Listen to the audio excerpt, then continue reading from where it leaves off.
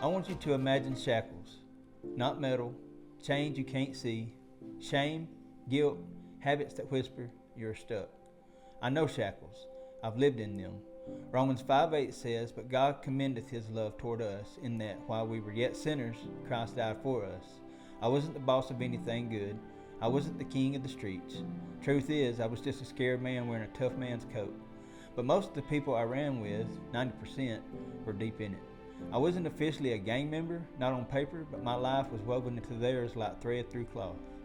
I went to places I shouldn't have gone. I saw things I shouldn't have seen. I walked through gunfights that missed me by inches. One night I reached for a gun. I thought that was the end of my story. But God didn't let that be the end. I grabbed for a gun, but God grabbed my life. For a long time, even that didn't wake me up. I thought I was invincible, trapped in a story that couldn't be edited.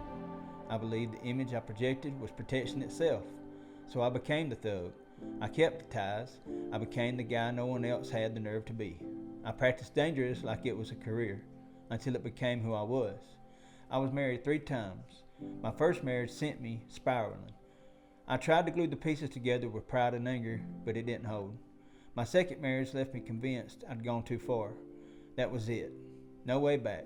But God ended that season, not with prison bars or a headline, but with a quiet, painful close. On the outside, I looked tough. Inside, I was chaos. The image was everything, but that image was a lie. I lost friends to that lifestyle, good men gone. I lost years of my life in prison. I almost lost my wife. I almost lost my family. I lost time I could never get back. But in the lowest place, even lower than I wanted to climb out of, God met me.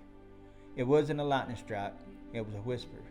A Bible left in the drawer, a verse read in the concrete room, a hymn hummed by a woman who believed when I didn't. That whisper became a word. That word became the sound of chains breaking. Galatians 2:20 says, "I am crucified with Christ. Nevertheless I live, yet not I, but Christ liveth in me."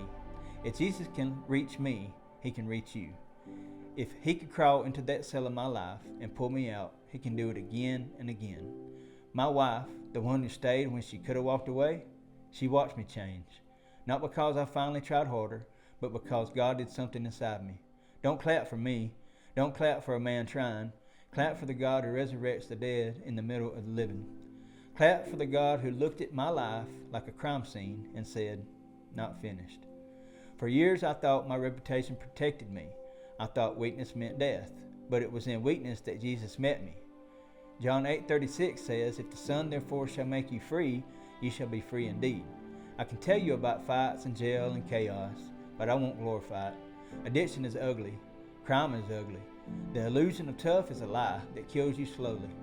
If you feel that tug, the whisper saying, "Maybe there's another way," lean in. Don't let your image be the God you serve. Don't let pride keep you in chains. My testimony isn't a trophy for me. It's a megaphone for Jesus. He met me in the dirt. He lifted me into the light. He turned my "I'm invincible" into "I am forgiven." Romans 8:1 says, "There is therefore now no condemnation to them which are in Christ Jesus." If you want what I found, real freedom, it starts with giving Jesus the very thing you think defines you: the gun, the lies, the pride, the image. He grabbed my life, and he can grab yours. I'm not the same man who walked into those dark places. I still have scars, but the scars aren't the end of my story. They're the map of where God found me, and that map points to a name: Jesus. Jeremiah 29:11 says, "For I know the thoughts that I think towards you, saith the Lord, thoughts of peace and not of evil, to give you an expected end." Don't leave here chained. Don't scroll past this moment. Freedom is a decision, and today Christ says, "Come and be free." John 3:16 says, "For God so loved the world that he gave his only begotten Son, that whosoever believeth in him should not perish but have everlasting life." I just want to thank God that he brought Blake into my life because he spoke life into me. When he met me, he called me man of God, and he continued calling me man of God. So I just want to encourage you, anybody you know, to speak life into them too, because you never know what that could do to them. My name is Jason Moore. This is my testimony, but more than that, this is his story too. Hey guys, it's Blake at Trapped in the Addict. If you're wondering if the same God who showed up in that testimony can do the same for you, well, just know that he can. For more information, visit us at trappedintheaddict.com or connect with us on Facebook. We want you to see that you're not alone in this. Go through the rest of our resources here on YouTube. Be sure to like, subscribe, and if you know someone who may be struggling, be sure to share with them. We want you to see that sobriety is only the beginning.